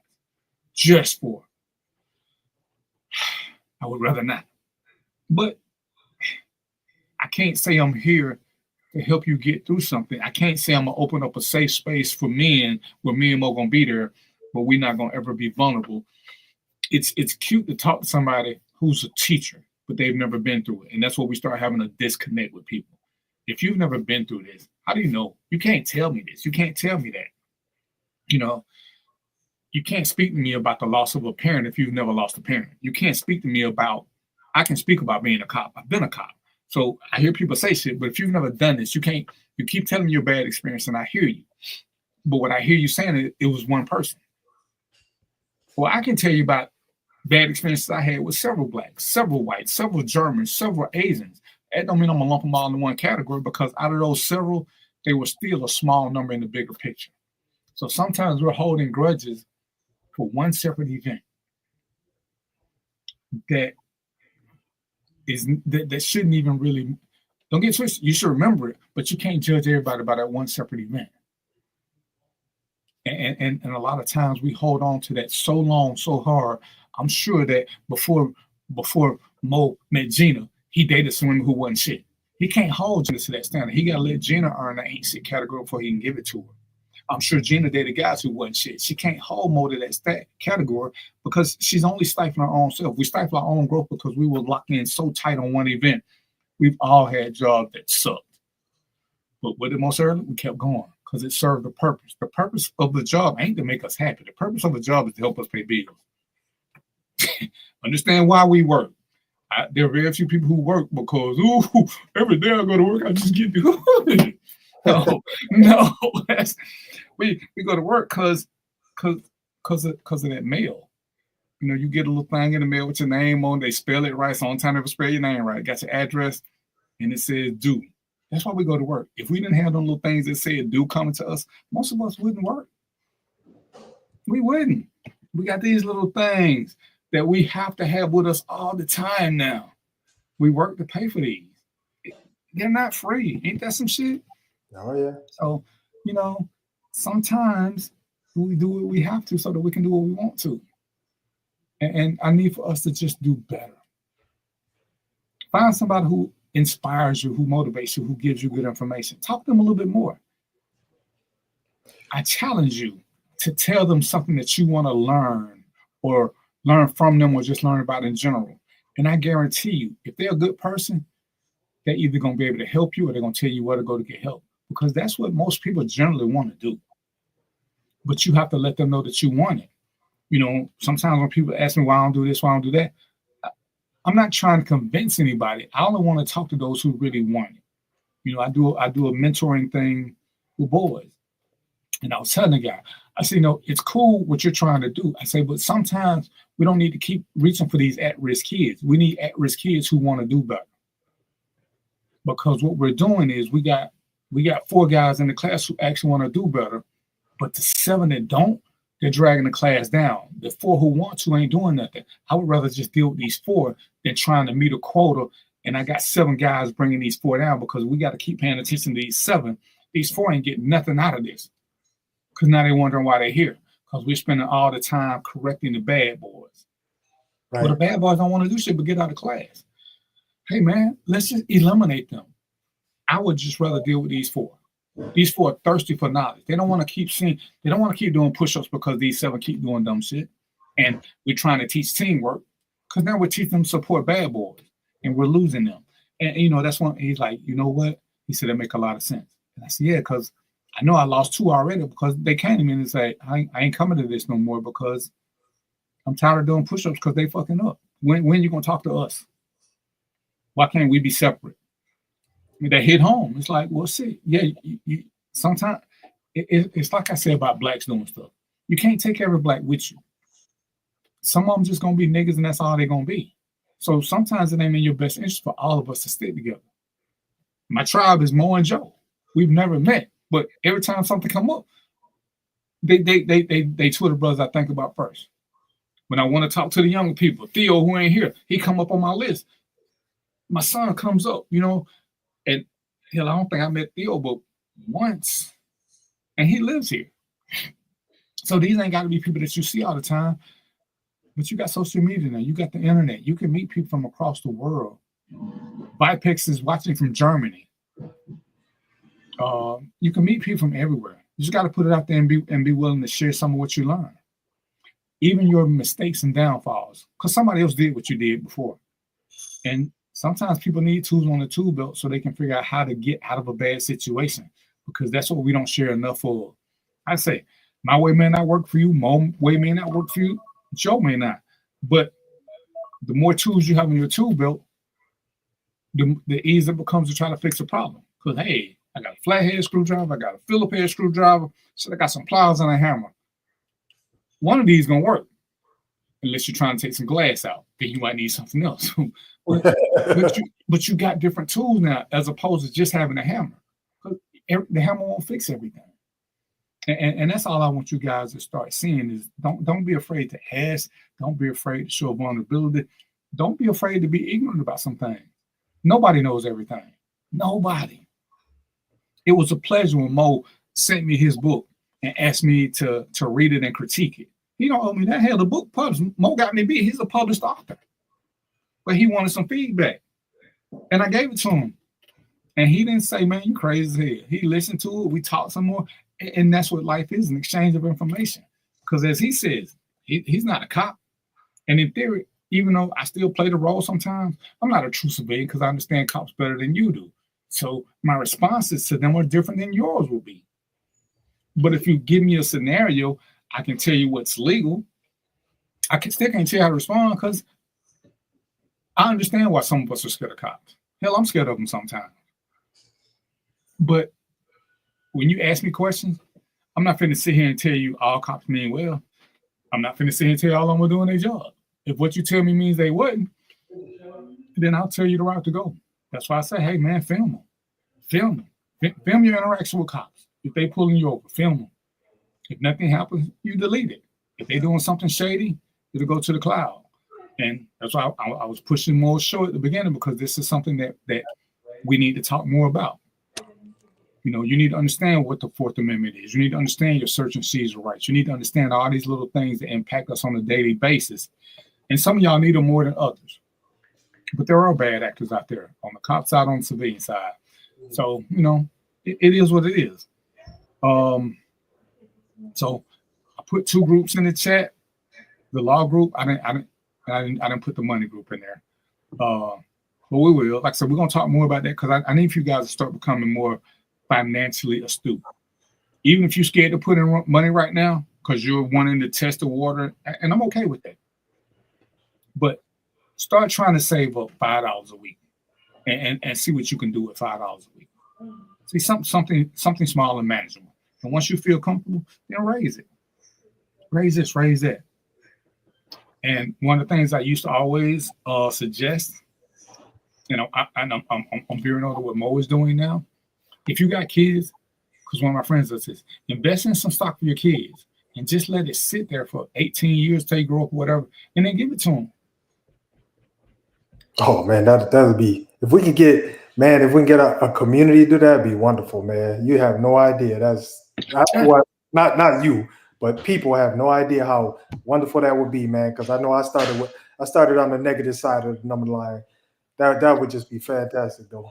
Yeah, but and like I said, you start with $5. Start with something. Because before I was a fan of putting money in a savings account until I started learning about interest rate, because I didn't understand interest rates at first. All I knew was putting money to the side. So in the course of a year, I invested $500. It's earned a whole whopping 42 cents in interest on big balling. Because you know what I can do with that 42 cents? Not shit. Not shit. But chances are, had I invested in some stock, I would have more than $500 and 42 cents.